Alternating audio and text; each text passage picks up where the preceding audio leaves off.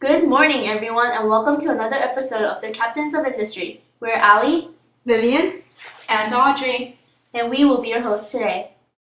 We are sitting here with Andrew Carnegie, founder of the Carnegie Steel Company and the richest man in the world.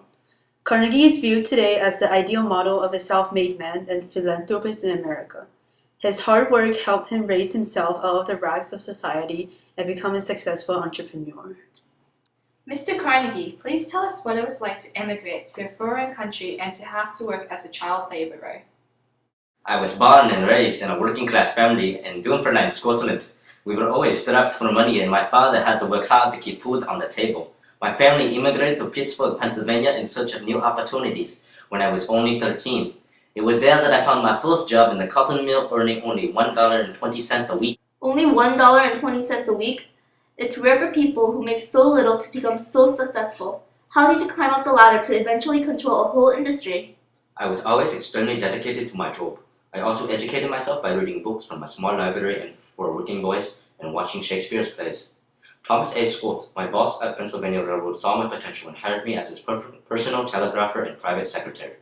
From there, I worked my way up the ladder in the Pennsylvania Railroad, eventually succeeding Mr. Scott as the superintendent of the Pittsburgh division. The profitable investments I made while serving as superintendent allowed me to later create my steel company. Could you say that you posed at some point a threat to the American political system, a system that prides itself on being a government of the people, by the people, and for the people? Although my words often made people feel as if I had a hold on the government, it is simply not true. To claim that one person has such influence over a whole nation is preposterous. I only can cast one vote just like any other person in the nation.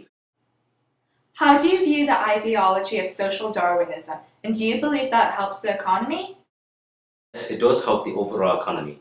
The concept of Darwinism is essential to the growth of businesses and brings out the best quality in all products on the market. While the law of competition may sometimes be hard for the individual, it is best for the race because it ensures the survival of the fittest in every department. We accept and welcome, therefore, as conditions to which we must accommodate ourselves, great inequality of environment, the concentration of business, industrial and commercial, in the hands of few, and the law of competition between these, as being not only beneficial but essential for the future progress of the race. Your steel company no doubt employs many workers, and there have been accounts that factory workers have not been granted many rights. How do you feel about the current treatment of workers, and is this the case with your company? I treated and paid my workers with the best care that I could provide, and the same thing as many other company owners of the time, while allowing myself the proper funds to give back to society and create permanent foundations that would aid the world forever. After all, the man who dies rich dies disgraced. Plus, I provided thousands of jobs to men who could otherwise gone unemployed. Mr. Carnegie, what are the reasons why you wanted to help the people and to contribute to our society? In 1847, when I was just a wee little boy, the steam power looms came to Dunfermline, and it became extremely hard for my father to find work. I began to learn what poverty meant. It was burnt into my heart that my father had to beg for work. And then there came the resolve that I would care when I got to be a man. It makes me proud to think that I am the biggest benefactor of public libraries after offering to any city willing to take a library that I would build one for them. What a captain of industry! Is it true that your family's history on advocating the rights of common workers also inspired you to help the laborers? Yes, my grandfather, uncle, and father were radicals who strongly believed in political egalitarianism. They fought to eliminate inherited privilege in Scotland so that common people would have the chance to become successful. Why did you donate so much of your wealth to the libraries? I grew up without a formal education and believed in the importance of books and learning. I was an avid reader while growing up and wanted to help others to have the opportunity to experience the mystical powers of books.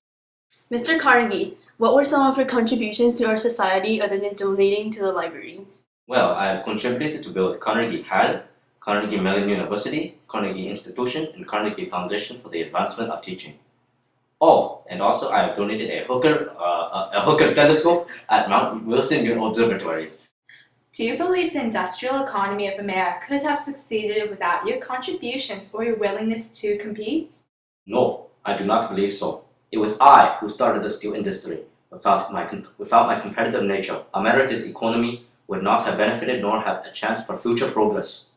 Not evil, but good has come from the race of the accumulation of wealth by those who have the ability and energy to produce it. Without steel, the country could have never industrialized.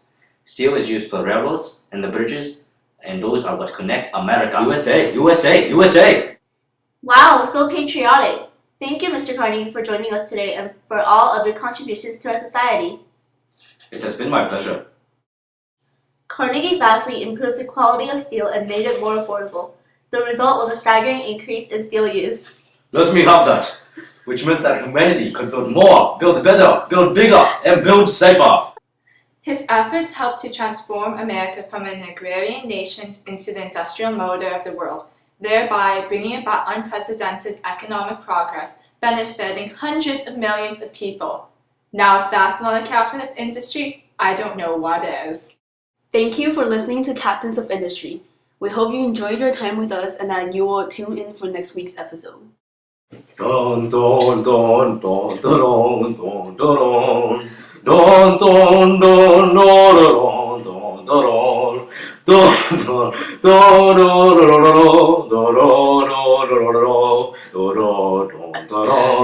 don don don don. I don't know how far.